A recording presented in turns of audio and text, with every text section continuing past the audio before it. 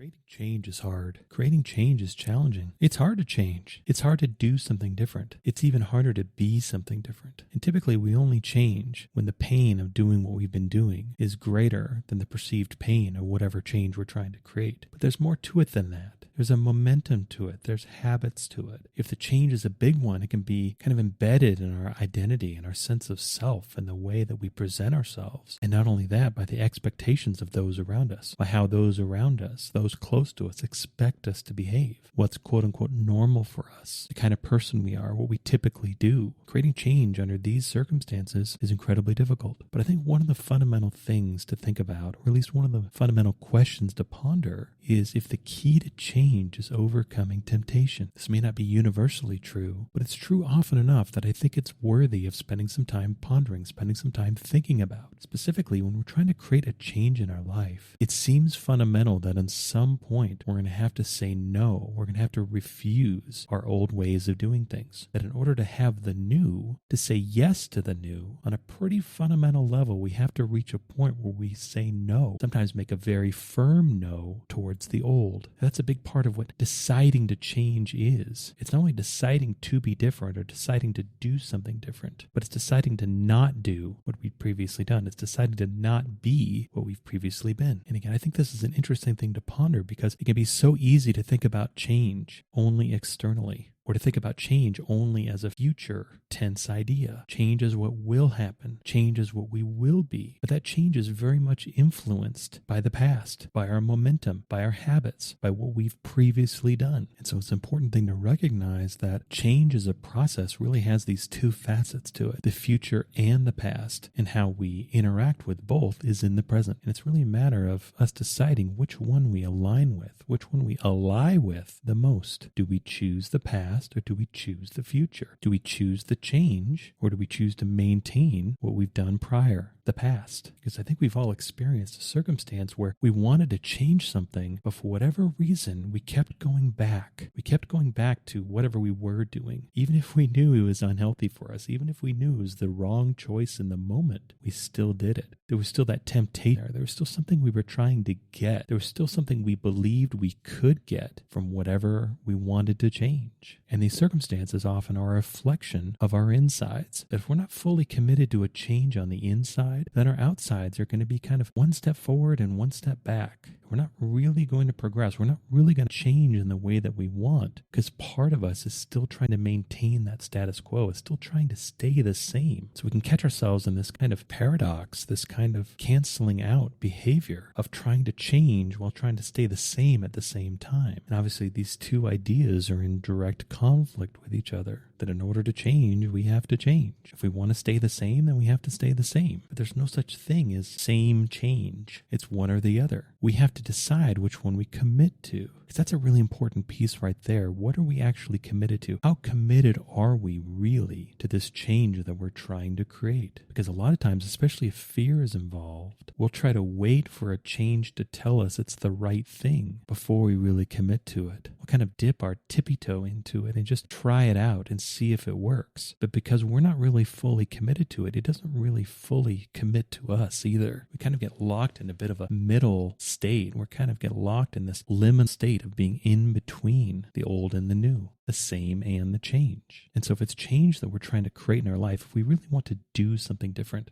if we really want to be different, if we really want to shift some aspect of our life in a different direction, to create change in our life, we have to ask ourselves, well, what's our relationship with temptation like? What's our relationship with being tempted to keep doing the same thing, to keep trying to get the same results, to keep participating in the same relationships, to keep repeating the same behaviors, to keep making the same choices? Because a lot of times, even if we have unhealthy behaviors, there's reasons why we were doing that. Sometimes very good reasons. Even if we don't like the behaviors and we don't like the outcomes, at the very least, there's a reason why we were doing it. And so when we're trying to create change, it's important to look at the reasons of why we were doing what we were doing and find legitimate replacements. That if we were at some sort of negative behavior out of compensation for something else, we're going to have to figure out another way to fill those needs. That, for example, if we have deep emotional pain and this causes us to overeat, sure, we can take away the food, but that doesn't do anything about the pain. That doesn't do anything about the cause. That doesn't do anything about the reason that we were overeating in the first place. And so creating this change isn't quite as simple as it seems, or quite as obvious. We can look at the food as the problem, but really the problem is the pain. Really the problem is whatever's driving us to overeat in the first place. And to be able to spot this not only takes a fair amount of self-awareness, it takes quite a bit of kindness and understanding and nurturing towards ourselves as well. That it's so easy to castigate ourselves. It's so easy to criticize ourselves. It's so easy to blame ourselves for what we do without ever really looking at, well, why are we doing what we're doing?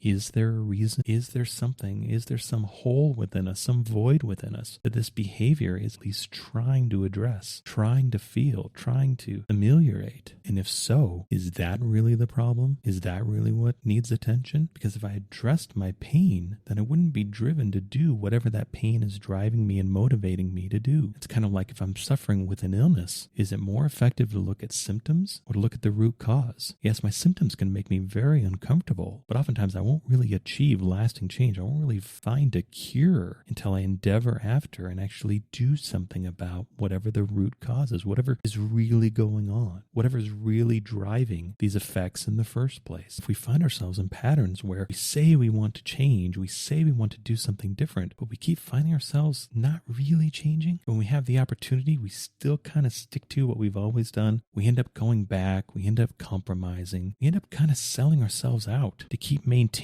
whatever it is that ultimately we want to change. And it's important to look at our relationship with temptation, with that drive, with that gravity, with that pull towards going back on ourselves, going back over what we say we want, going back over what we want to create, ultimately who we want to be. And sometimes these behaviors on the surface can look like sabotage, can look like very obvious attempts to undermine what we actually want. But again, that's only from the surface level. It's often that simple. Our perspective is often not really looking at our whole selves, at our whole being, of what's really going on, what's really driving our behavior in the first place, why we do what we do, what are our reasons really, beyond the superficial, beyond the obvious. Why did we start doing whatever we were doing in the first place? And what might we be able to do to affect real change? How might we get at some of these root causes, these basic needs, these basic unmet needs, these voids within ourselves? Or maybe it could be that we keep giving into temptation because we're scared, because we don't really believe we can have what we want any other way. That maybe we feel we were lucky enough to find at least the possibility of getting what we wanted through a means that we don't actually want to be involved with, things we don't actually want to do, but we're so scared to let that go out of fear that we'll never find it again. And it's kind of a difficult choice, a dilemma, it seems, of choosing between poison and starvation. But fear, a lot of times, can be a pretty unreliable narrator. Fear can really be an unreliable source of advice. Fear definitely has its use, it has its purpose, but when fear is given too much power, it tends to skew our life, tends to bend and shape the trajectory and the path and the experience of our life into areas we would actually rather not go, into an experience we would rather not live. But this is hard. This is hard to make a stand. This is hard to really commit to something before it's real. It would be so much easier if we could commit to things after we see what will happen. If we could kind of skip to the end of the movie and see that everything turned out great and everything was better. Okay, well then I'll commit to it. But of course, life doesn't work this way. Life is a series of steps that are our best guess on what to do next. The best guess on whatever the right move seems to be, whatever the best next step seems to be with the information that we have available right now. But if we've been struggling with creating change, if we find ourselves locked into patterns or situations or relationships or circumstances that we would really rather change, and it's important to look at our own behavior and ask ourselves, well, what are we choosing? And not only choosing from our behavior of what we do or don't do, but how do we feel on the inside? Are we still trying to get something? Do we still believe the only way to get what we want is through doing things we actually don't want? Are we scared to say no?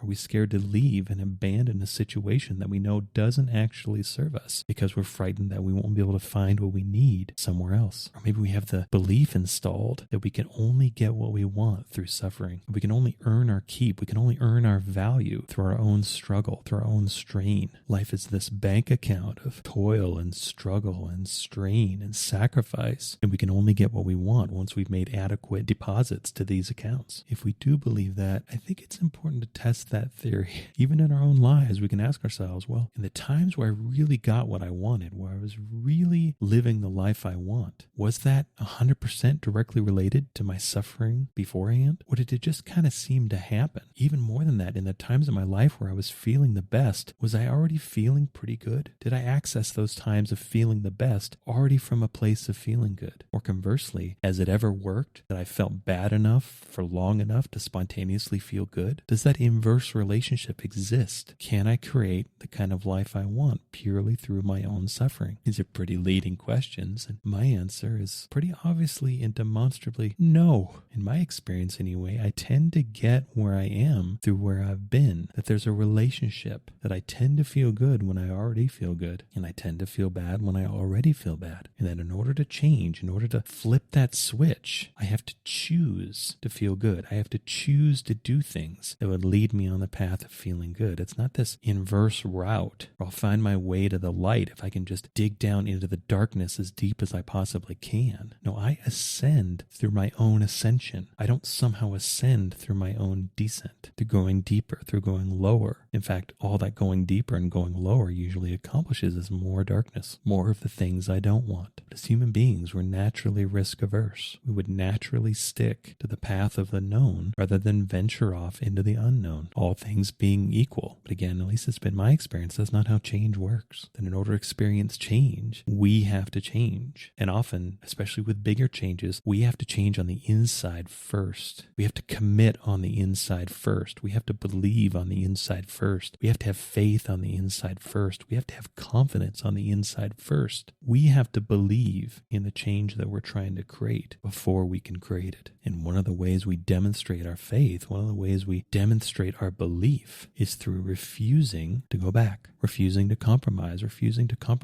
on ourselves, on our vision, on what we want. Refuse to go back to the same poisoned well we've gone back to over and over and over again, hoping maybe this time the water will be clean. Maybe this time we'll get what we want. Maybe if we can arrange ourselves and present ourselves a certain way, if we can approach it a certain way, maybe if we can do a certain thing, this time it will be different. But of course, we all know what happens. The same thing that always happens. Because if we're waiting for the circumstances of our life to change on their own, if we're waiting for other people to change, if we're waiting for our relationships to change, if we're waiting for our life to change, often we'll be waiting a really long time. Often we'll be waiting until we decide to change. Often we'll be waiting till that change actually happens inside of us. So we decide to be different, decide to do something different, decide to walk a different path, decide to have a different life. And oftentimes this decision is based and incumbent on choosing something different, choosing to be different, choosing to do something different, while at the same time refusing to do the things that we don't want to do, no matter how tempting they may seem. We have to decide to make different choices. We have to decide to change our behavior. We have to decide to interact in different ways. We have to decide to include and exclude different things in our life. And in the change that we're trying to create, often this is the turning point. This is when that change really starts to happen, is when we actually commit to it, when we resist the temptation of the past that we don't want and commit to the future, to the change that we actually do. That no matter how tempting, whatever it is we believe we might get through circumstances we don't actually want to be involved with, we're the ones that have to say no. We're the ones that have to refuse. We're the ones that have to create and set a boundary, because we're the ones that have to change. We're the ones that have to intentionally decide to do something different. We're the ones that have to intentionally decide to be different. And often this means altering and reconciling our relationship with temptation, with the temptation of trying to get what we want through doing what we don't, of building the belief that we can get what we want through doing what we want, that we undermine ourselves when our desire is split and we're trying to do something we don't want to do to get something that we do. Those two forces are in conflict with one another, and they set up a negative or negating relationship, which just leads us back to zero, leads us to stagnation, leads us to taking one step forward and then one step back, actually separates us from the change that we really want to create, because we're trying to walk two directions in the same time. We're trying to walk forward and backwards simultaneously, so we just end up standing still, end up in the same place, never really progressing, never really changing, because we're not letting go of the past. We're not letting go of the temptation, the allure, the attraction of the past, and fully committing to moving forward, to the future, to the change that we actually want to create. If it is the fear that we're dealing with, that we won't be able to get what we want through any other means, things we don't actually want to participate in, I think it's time to test that theory. I think it's time to try to really commit, to really go for what we actually want, trying to get what we want, replacing the belief that we can only get what we want through struggle and strain and suffering with the belief that we can get what we want through doing what we want. That it's not the zero-sum game of we can just scoop ourselves out enough we can get what we want. We can actually do things that nourish us, that energize us, that are what we actually want to be doing and get what we want at the same time. Try to test that theory. Give it a try. Actually go for it. Actually commit to it and see for yourself. Test these ideas that at the very least are counterproductive, at the very least are very uncomfortable and difficult to walk through, and see if you have to earn your good through your own suffering, and endeavor to see instead if you can earn your good, through doing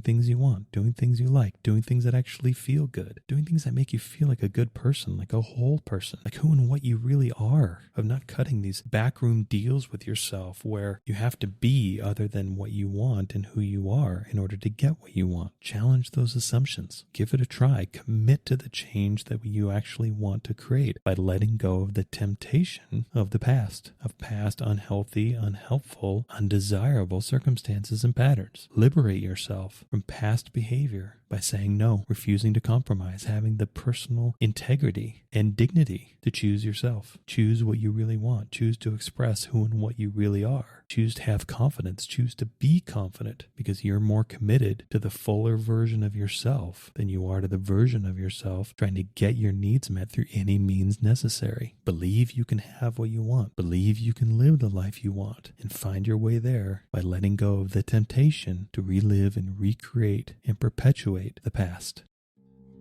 I hope you enjoyed this episode. All episodes are given freely. If you feel inspired to give, please visit theunionpath.com/donate. If you have a question, you can contact me at theunionpath@gmail.com. Take care and all the best.